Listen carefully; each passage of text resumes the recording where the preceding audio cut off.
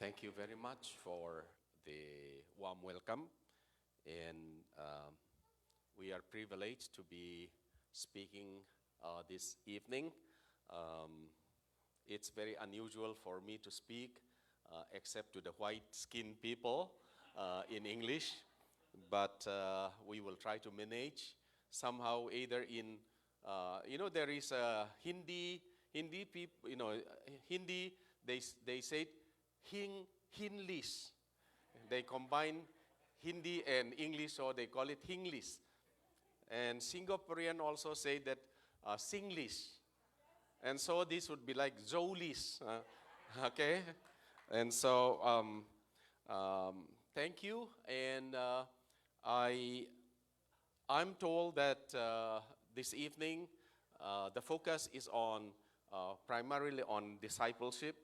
And so I'll be focusing on discipleship, and we will look at the text from 1 Peter chapter 2.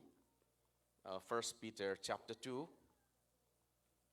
I'm going to read verses 9, 10, 11, and 12. 1 Peter chapter 2, reading verses 9 to 12. But I'm going to speak from, chapter 2, even from verse 1 itself. So we will look at some highlights on that. Verse 9, but you have been chosen, but you are a chosen people, a royal priesthood, a holy nation, people belonging to God, that you may declare praises of him who called you out of darkness into his marvelous light. Once you were not people, but now you are people of God. Once you have not received mercy, but now we have received the mercy. Verse 11, I urge you as an aliens and strangers in this world to abstain from sinful desires which war against your soul. Live such a good life among the pagan that though they may accuse you of doing wrong, they may see your good deeds and glorify God in the days of his visits. May God bless us through the reading and the hearing of his holy word. Okay, I hope the PowerPoint is on the way.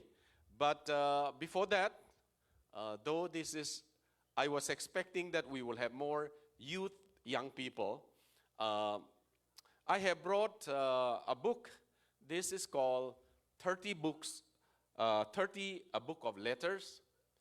And actually it contains 30 letters from me and also from Lucy. This is our, we send letters to each other, and the 30 letters, our two sons compile it into a book. And when we celebrate 30th anniversary in 2016, this is the 30 books of letters. And I'm going to ask Lucy, how did she pray for God's will? And what makes her to understand and follow God's will? And probably you can also cite, for example, about the piece that you understood. This is God's will. Maybe this is the background of this book, so that we will be able to understand both of us from a little bit from our background. Can I call you up and please share about how do you understand God's will for life partner, and what caused you to decide, factors that decide you to say this is God's will? Thank you. I accepted the Lord as my Savior, personal Savior, when I was 17, a teenager in a Bible college. And that was the first time in a theological college that I heard in my own life that we need to pray for our life partner. In our local churches, I have never heard that. And so started praying for my life partner. And then at first, I was not very comfortable because, Lord, I pray for my life partner. To pray it like that, it was sort of, I was hesitating it. But as it became a regular habit to pray, God started to give me confidence. And so I started praying for my life partner. That as I prayed for my life partner, God made it very clear in my own heart that He wanted me to be a wife of a pastor, a full-time worker. That time, previous to that, before I accepted Christ, I had a boyfriend. He was a Christian but not a believer. And so when I started praying, Lord, lead me to the right person that you have for me. Help me to marry the person of your choice.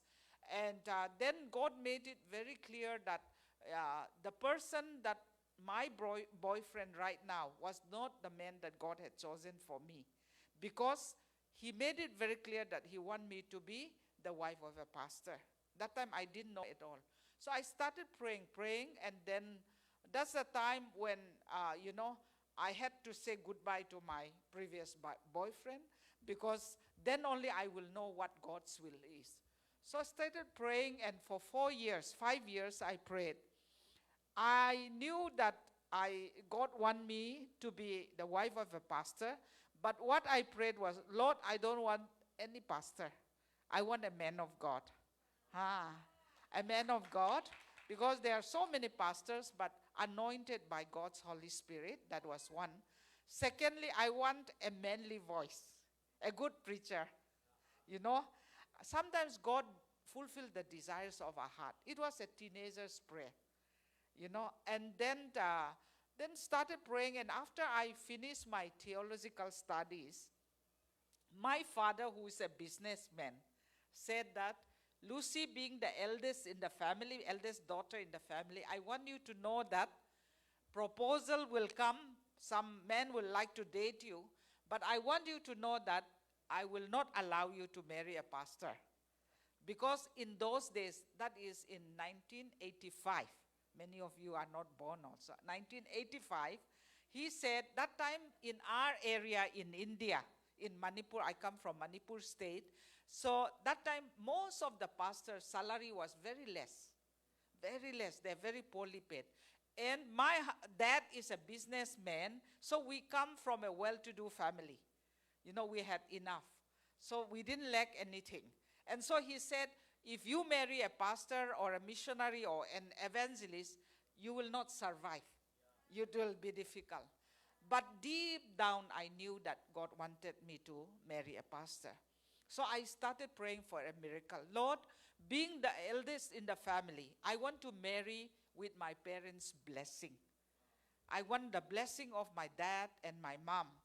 But right now, my dad is not open. But you are a God of miracle. When the right person comes, that you will change his heart, that he will give his blessing. So our God is a God of miracle. Until today, He is still a God of miracle. He does miracle. And then in 85, there was a youth conference in More, border with Burma, Tamu. My dad has a pharmacy there supplying medicine. So I heard that in that youth conference, evangelist J.M. Paupu is going to be the preacher. That's the first time I heard his name. I thought he may be evangelist means an elderly person with, a shoulder bag and a black umbrella. That my image was like that.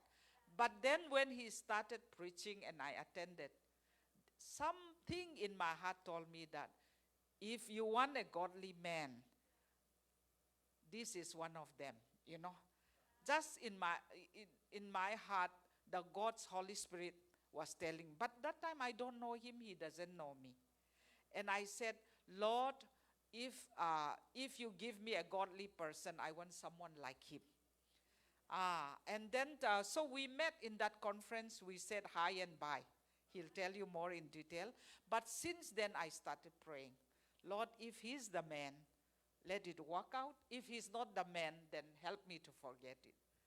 Yeah, and then after a few months, in my own hometown, the church, different denominations joined together. They wanted to organize a youth camp. And they said, we should invite evangelist J.M. Paupu. And then no one knows where he lives, his address, and no one knows him personally. Then among us, they said, does anyone know Mr. Evangelist J.M. Paupu? I lift up my hand. I knew him. It's amazing. I met him in More Youth Conference, so I said, I know him. Then they assigned me to invite him personally. That's how I went to Churachandpur, Lamka, with my brother on a scooter, bike, and then we went and invited him. That was our second meeting. And then he was coming. He said, okay, I will come for the youth conference. And I was nervous. I was youth camp. And so I was nervous. I was excited. Lord, I said, if he's the one, help us when we meet in that conference, that it will, in youth camp, it will work out. That you will talk to me. And that was what I prayed about. And then he came, and he will tell his story, and that my parents will agree. This was the two, because my parents doesn't want me to marry an evangelist or a pastor.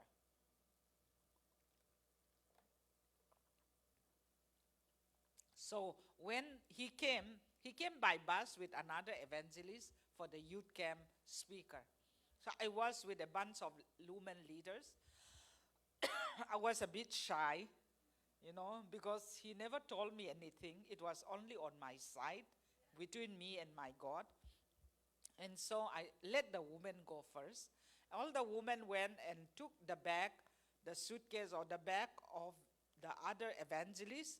But Reverend Evangelist J.M. Paupu had a brown Burma bag, airbag, those a long time ago. And so no one took. So I had to go and take his bag. And then in that camp, he was the speaker. Many accepted the Lord. And just before the last day, his father was sick. So they called him before the camp was over. So before he left, he said, Lucy, can you come? I want to talk to you. So I was a bit nervous, hoping, but yet not sure. And so I went, and he said, I've been praying since the time I met last year in More. I've been praying. I felt led by God that you are the person. But if it is God's will, God will reveal to you also. So can you pray about it? I was so nervous that I didn't know what to say. I just said like that. And so after that, he left. I started praying. I also had, when I started praying, I had peace from God. That he is the type of person or a man of God that I wanted to be my husband. And then I said, I want a miracle. If he is the man, my parents will give their blessing. I said, that was impossible. Remember, my daddy said, you cannot marry a pastor. So my daddy was in More. He heard his preaching in that youth conference, the evening service. And so when my dad came for the weekend, he sent me a letter after some weeks, after he left. He sent me a letter saying that, have you prayed about it? What is your answer? What is your response? So I said, Lord, my response is I will say yes if my daddy say yes and give his blessing. Then I will know that he's the man that you have for me to be my husband. So I went to my dad and said, Dad, I received this love letter from Evangelist J.M. Paupu. Do you remember that speaker in More? I said, oh yes, I remember. Then he read. It was in our language. And so he read, and I was so surprised and shocked. After reading, my dad just shook my hand and said, reply and say yes. Our God is a God of miracle. You know, just before I accepted Christ, I have been longing to have a godly husband. And I want my children to grow up in that loving atmosphere, which I never had the opportunity. So God knew my deepest desire. And so when my dad said, yes, reply, say yes. So I replied to him, then I said, I also felt led that, to say yes. That's how it began. And now we are married for 40 years. If I was young again, I will still marry him. It's not a perfect marriage because we are two sinners saved by grace who are married. We have our weaknesses, we have our shortcomings, but the most peaceful is that we married in God's will. I knowing that he is the man that God had chosen for me, and that together we build a Christ-centered family. And our children could grow up in that loving and peaceful, family atmosphere. I think that is something that I don't regret in my life. I think this is what I would like to share with young people who are here, who are not married. Start praying for your life partner. Because God knows who is the best person for you. And God will give you the best. When God is first there is a saying, when God is first in your life, you get best. When God is second in your life, you will get second best. So you want the best. And so ask God to provide for you the best husband, the best wife, who will be best suited for you. God bless you all. Thank you very much. That has been our testimony. From my end, I accept Jesus Christ as my Savior way back in 1974. You can imagine my age is now 70. This month, June, I am now 70 years old. And in the ministry of God, I have completed 45 years. And as Lucy said, we are married for 40 years. And there is no regret because in God's will, though it may not be trouble-free, we have the peace of God that enriched our life and that also lead our path daily. I will tell a little of my story in the end. Let me go to the text. I hope now a little bit twisted, and since this is so big, Peter said that as a newborn babies, drink spiritual milk. Okay, so first of all, discipleship begin by drinking spiritual milk, undiluted. It has to be a clean. That is the Word of God. So Christian life begins with the Bible. Christian life begins with prayer. Christian life begins with daily studying the Word of God. And so way back in 1975, in a camp, I joined this evangelistic camp. Actually, that's a believer's camp. And I learned two things. One was how to study Bible, or if not, how to have quiet time. So from 1975 till today, frequently there are, as we travel, there are times that I cannot do, but I maintain quiet time from 1975. And I also tried my best to write diary every day from 1975. You can imagine that my one whole line of my bookshelf is full of all my diaries. Okay, that's a different thing. Secondly, I also learned how to pray for a future wife.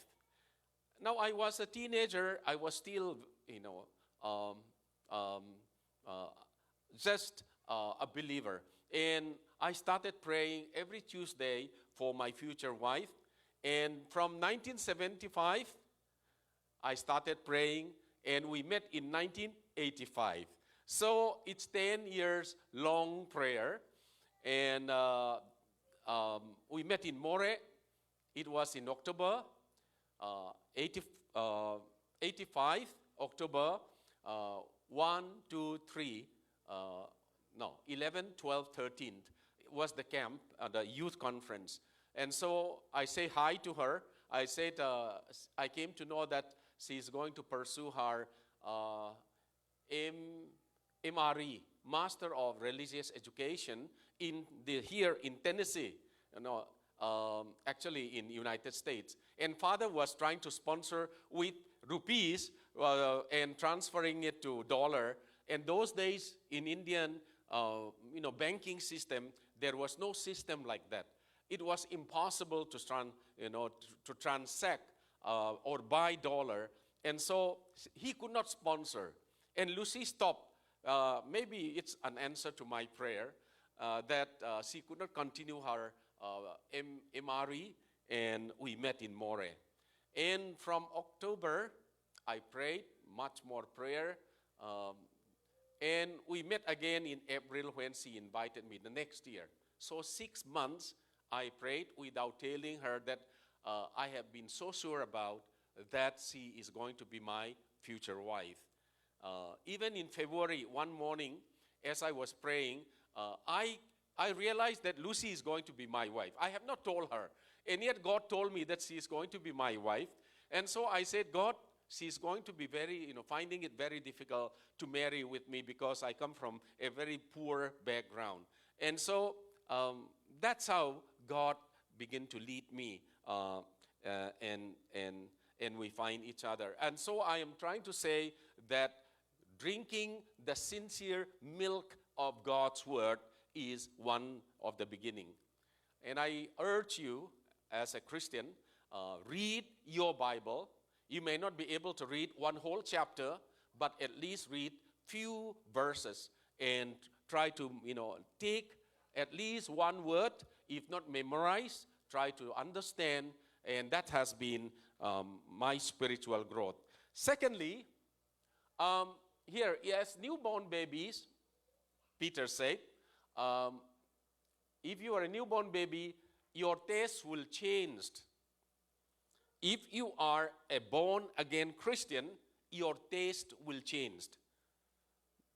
Because you have been tasting the diluted, the dirty waters of the world. Now God wants you to test and see how precious and sweet is God's word.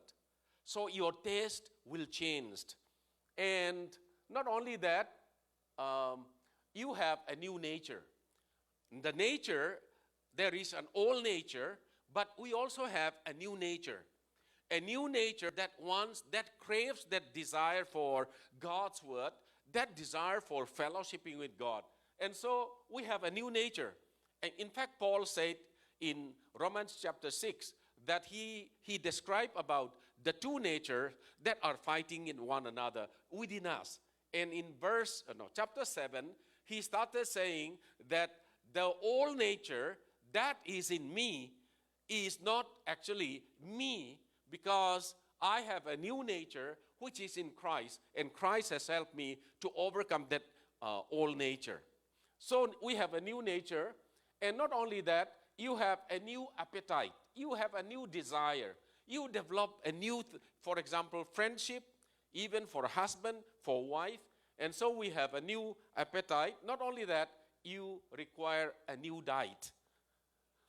You need to have maybe a good Bible, a good notebook.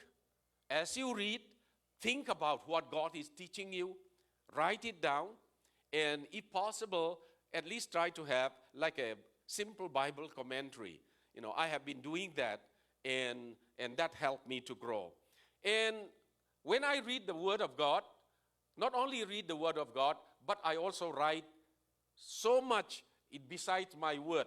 This is my Bible now, and it is torn, and yet I have used another Bible for 25 years, and that has all my notes. I don't need to take any notebook. With that old Bible, I can now travel and teach in theological colleges maybe, or preached and train. And so what I'm trying to say is that we really need to dig deep into God's word and develop a new appetite. Now, if you look at this, this is what we call metamorphosis. That is a scientific term. It comes from if you look at, there is an egg, then it turns into the larva, or we may simply call it caterpillar. And that caterpillar has, fenced itself, built its own system of nesting, and it becomes a pupa. And finally, it becomes a butterfly. Okay? And this is metamorphosis. Because metamorphosis is saying that one substance which is completely different, in the product, the result is completely different. In Jesus Christ, Satan, dark people who live in darkness, who are controlled by Satan, are transferred into the kingdom of God. We are sons and daughters of God. And so the metamorphosis is going on in our own life, And if you allow God to change you, He will do that. But if we resist that change, I can still go back either to the larva or to the egg itself without flying freely in the air. And so that's the first thing that I would like to say. Secondly, Peter said that we are a living stone. We become a living stone in verse 5. In verse 4, there is a living stone, which is Jesus Christ, in verse 4. And those who are attached with the living stone, we are stones, not only one, but we are living stones. We become, pillars. We become the foundation along with Jesus Christ.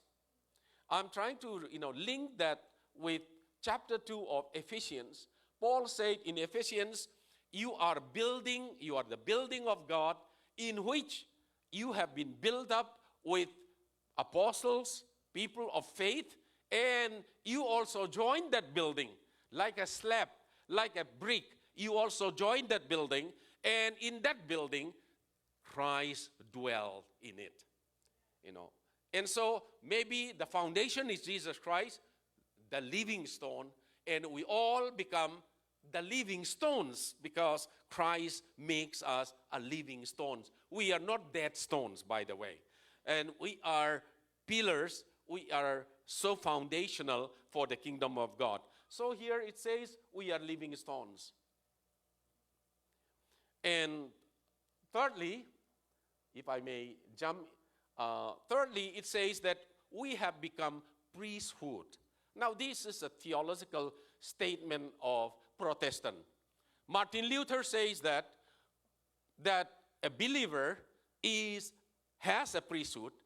By the status, he is a priest. And I don't need another priest who would, pray for me. But I can directly pray to God as a priest.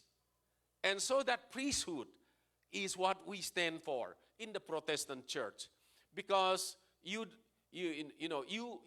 confess your sin to God, you also receive forgiveness.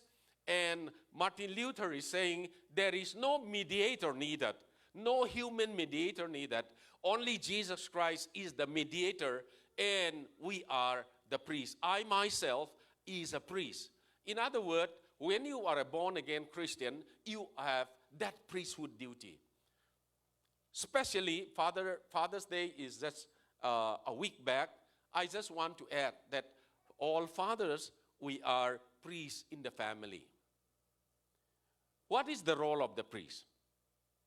The role of the priest is, just in case my children make mistake, just in case my wife and myself even had dishonored God, The priest's duty is to confess on behalf of others and make supplication, make petition on behalf of others. And so the priest has a stand before God and also between the family.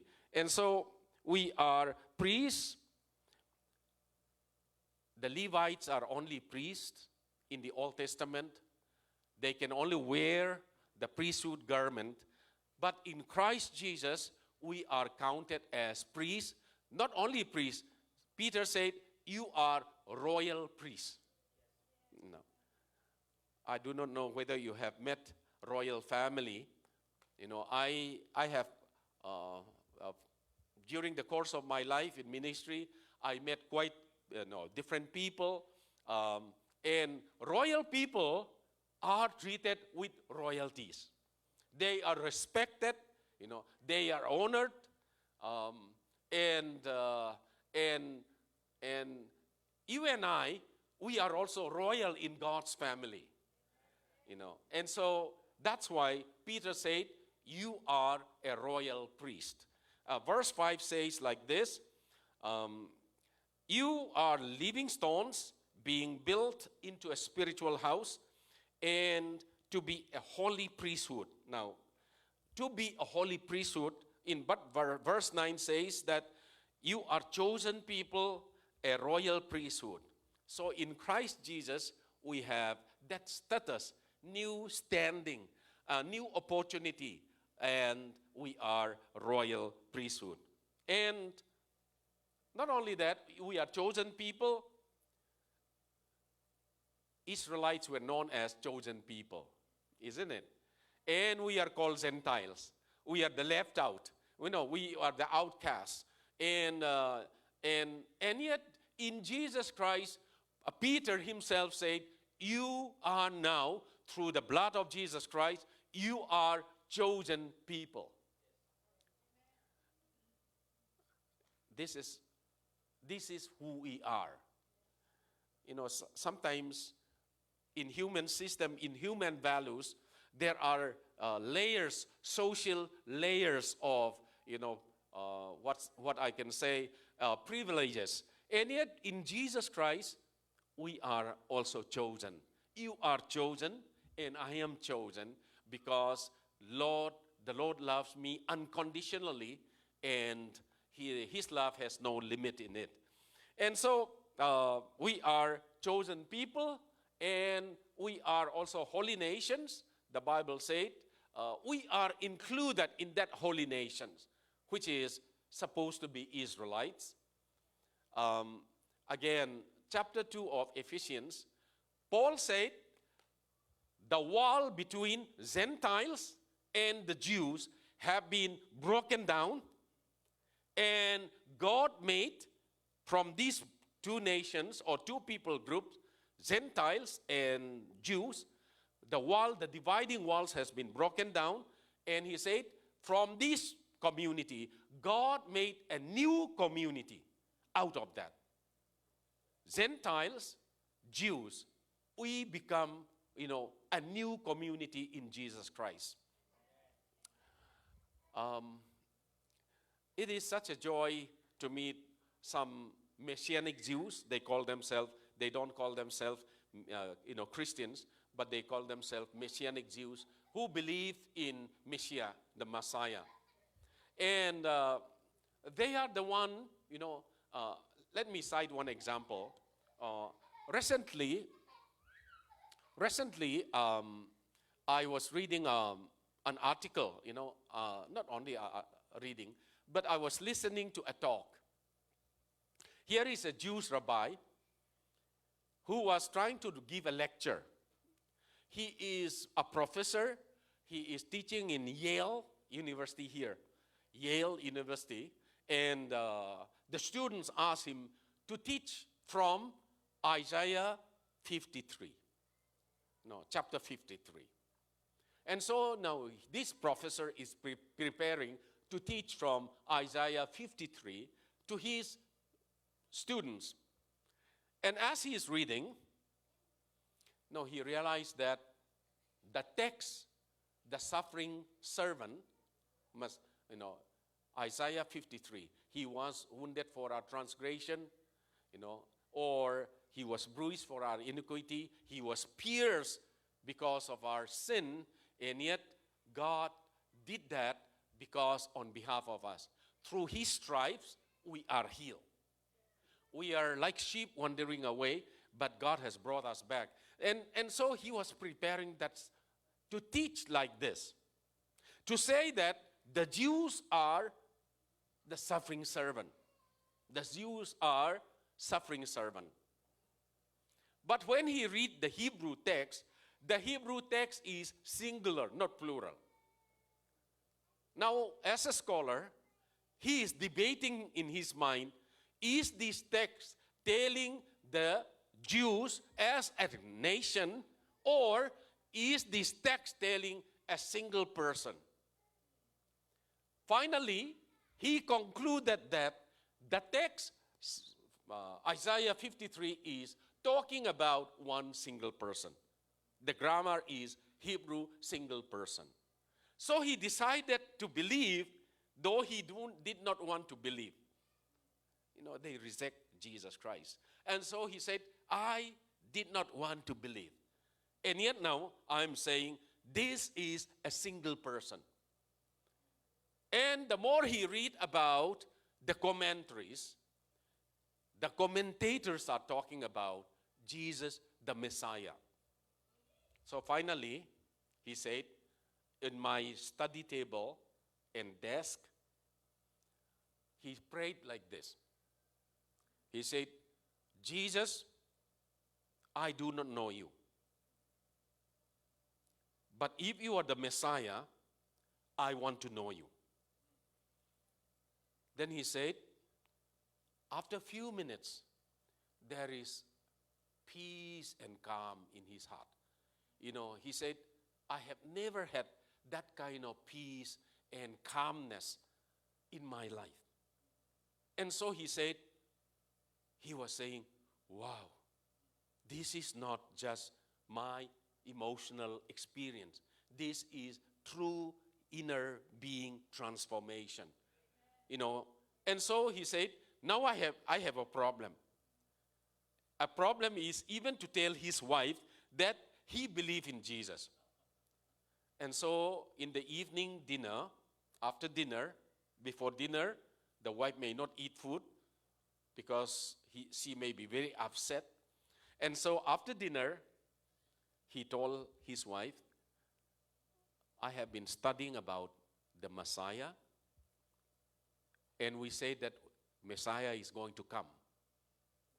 But now I realized, and I have experienced him, that he has come. And I have experienced him in my life. The wife did not talk to him for 3 months. 3 months. And the Jews community, he was a rabbi, a professor.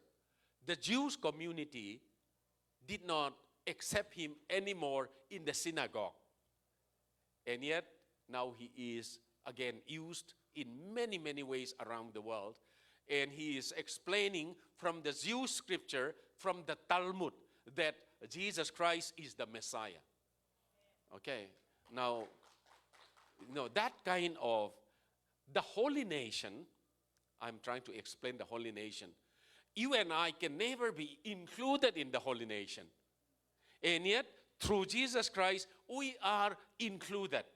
Paul used in chapter 11 of Romans, if you read again, we are grafted. He used the word grafted.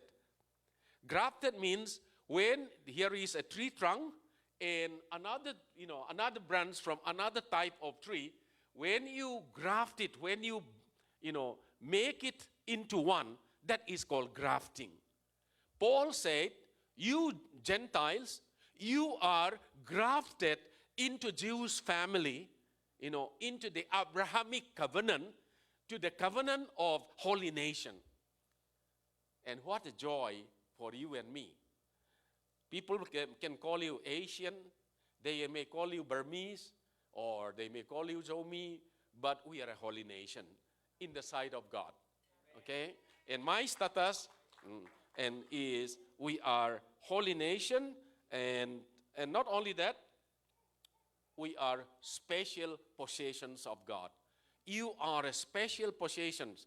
If you have a special possession, for example, if you have a big chunk of gold or diamond, you will keep it in a very secure place. You and I are that kind of special possessions of God.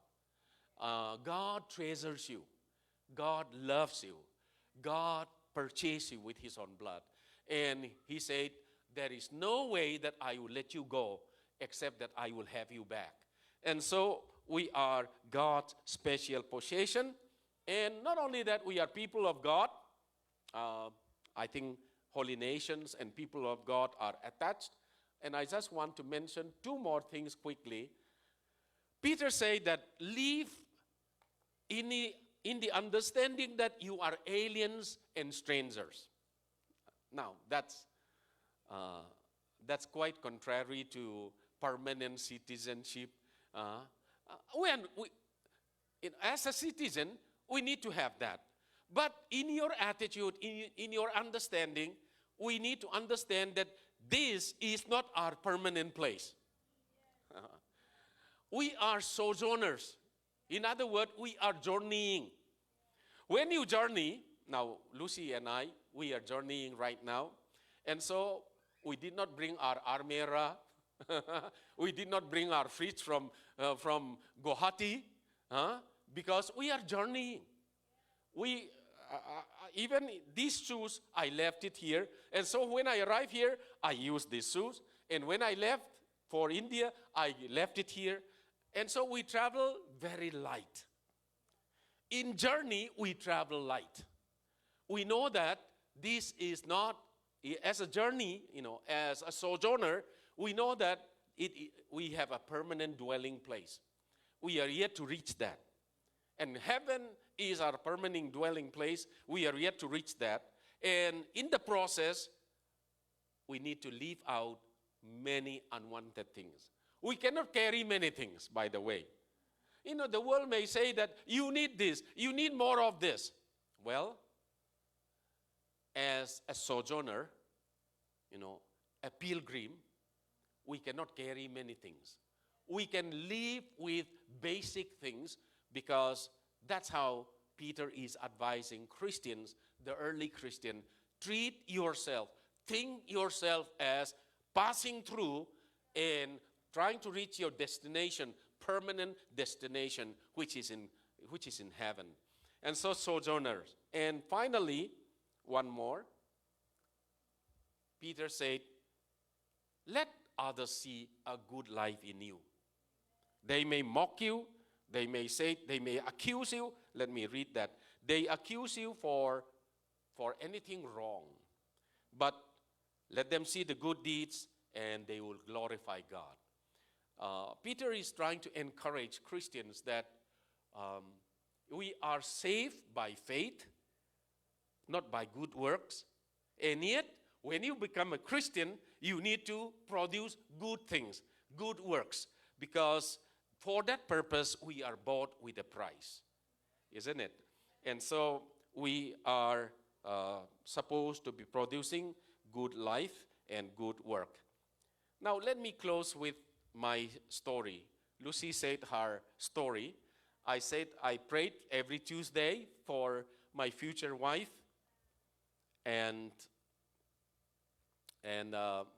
so I happened to see her right before I saw her.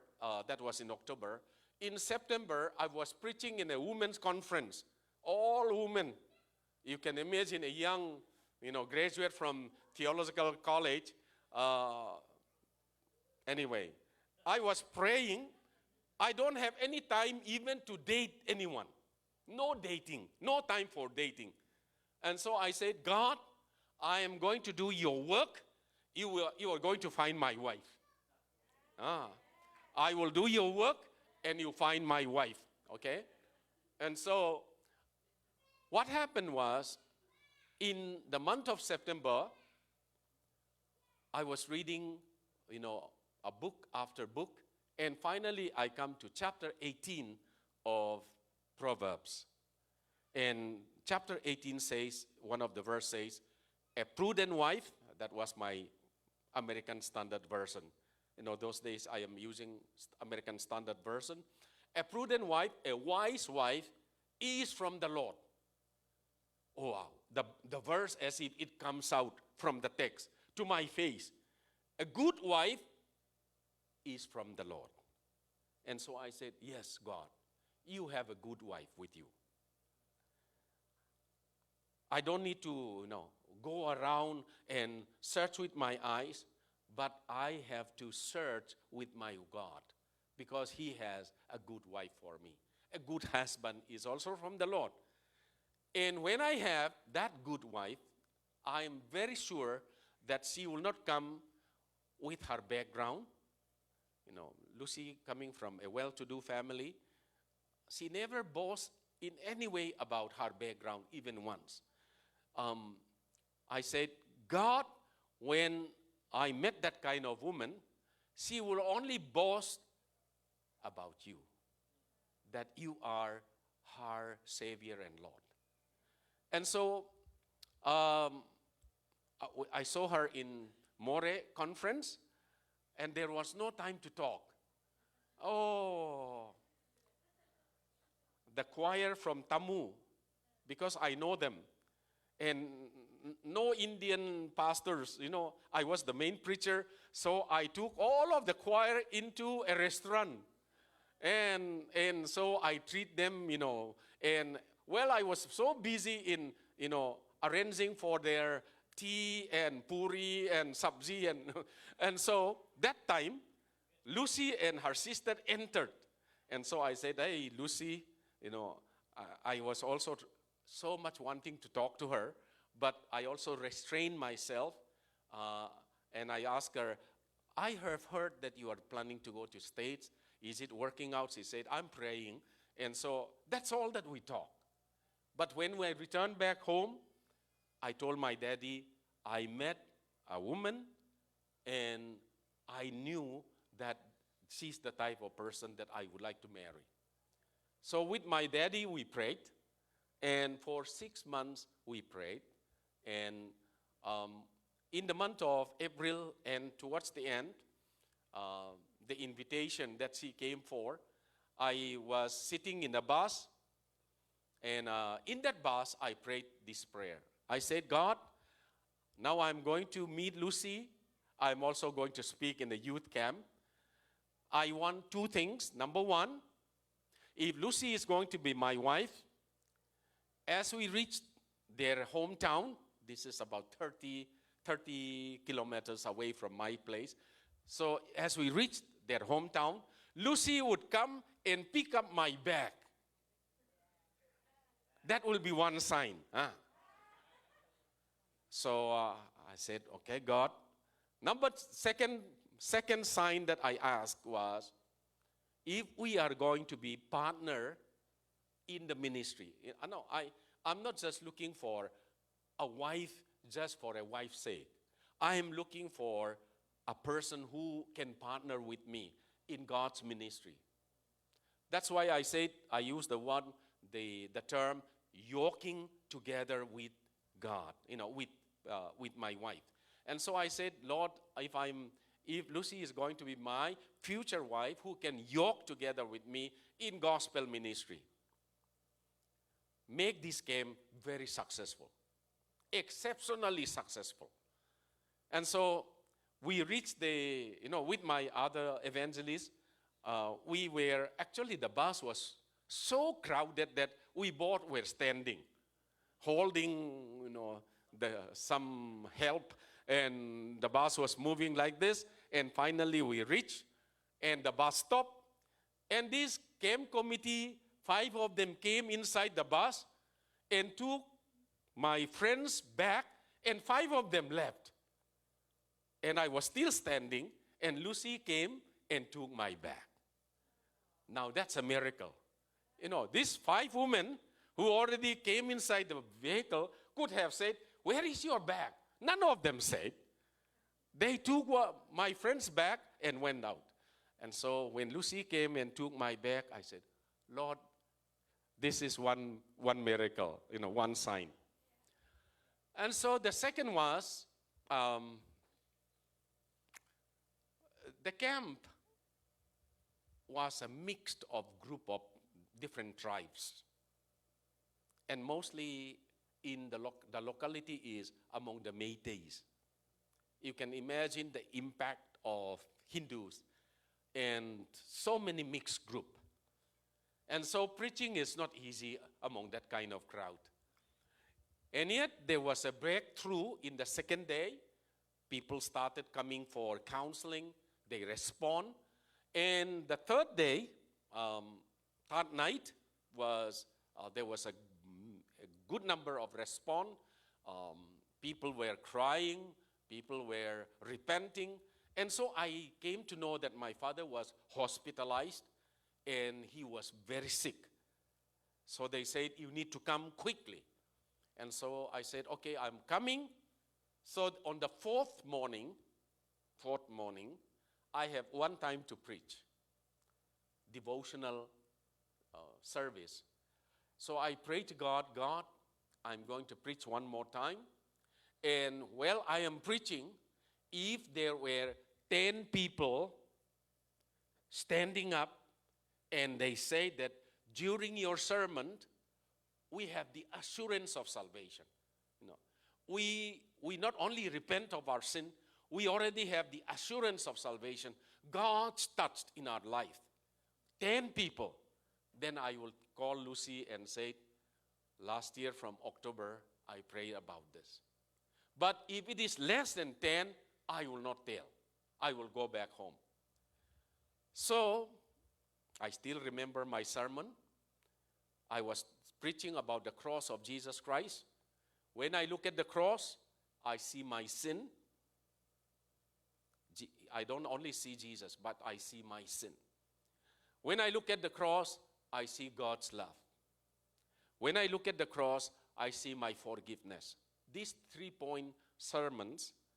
And after that, I said, anyone whom God has touched your life and who say that God has, or not only saved me, I have the assurance of salvation. You come. So they came. I said, "You kneel down." They kneel down in front of the pulpit. Now I count how many. So there were 20 of them. I asked for 10, as a sign, but God said, if you are not, so sure about it, God doubled it. And so after that, I shared with Lucy. I said, "Lucy, I have been praying for my future wife from 1975. I met you last year in the youth conference. I feel that God has been leading me towards you." That is the word, the term that I use. But in God's will, God also will lead you towards me. If it is me only leading, that is not God's leading. But if God is also leading you towards me, then I would like you to pray about this. I don't need an answer now, but I want you to pray. Then she said, That's all. So with that we are married for 40 years now. That's a big And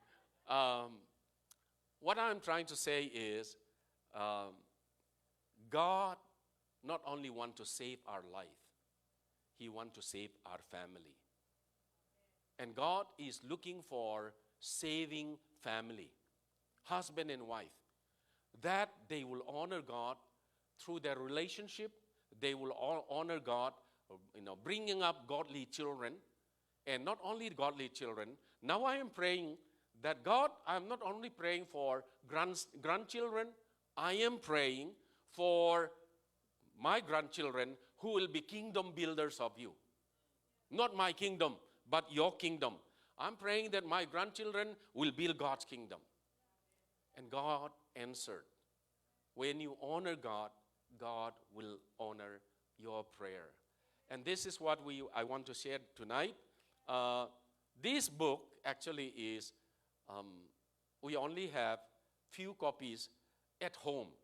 I think we have only 5 copies. And so we are not giving out to anyone. But if you want to read,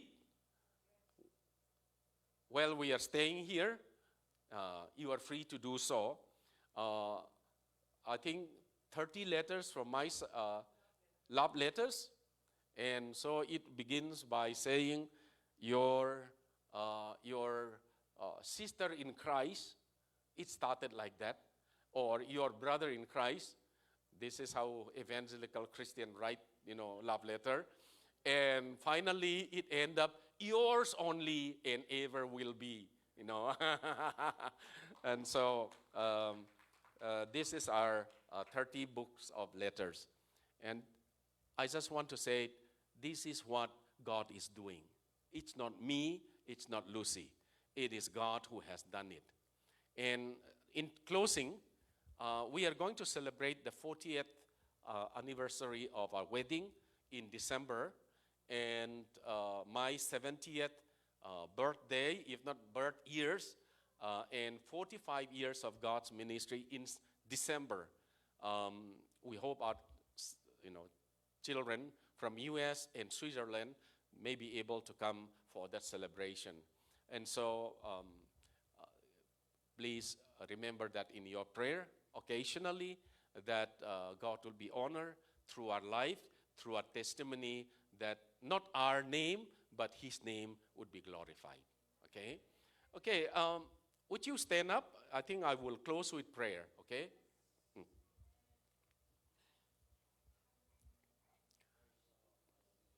Maybe we'll have a short mass prayer and I will pray for the closing, okay? Let's pray. Father, we are so grateful to you this evening. We worship you. We bring our supplication and joy to you. We are worshiping the living God, and you are the mighty, wonderful God. So we come to you with thanksgiving, and we honor you, oh God, this evening.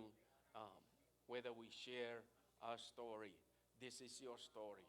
You have started writing your story in our life. We are grateful to you. We want to bless your name, and we will bless your name. And we are rejoicing in you.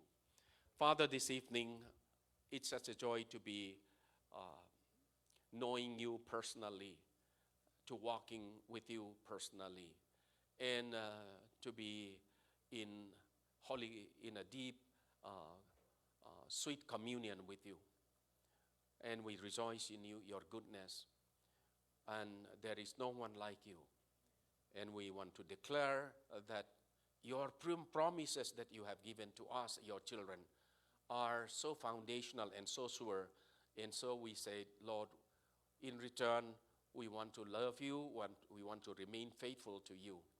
Bless this fellowship, bless this church, and bless your people. May they rejoice in you. May they deepen their understanding in you. May they be rooted in you, and may they also continue to spread the word, the joy of the Lord wherever they are. We place them in your merciful hands. May the grace of the Lord and the fellowship of Jesus Christ and the wonderful communion of the Holy Spirit be with us now and both forevermore. Amen. Thank you. Blessings.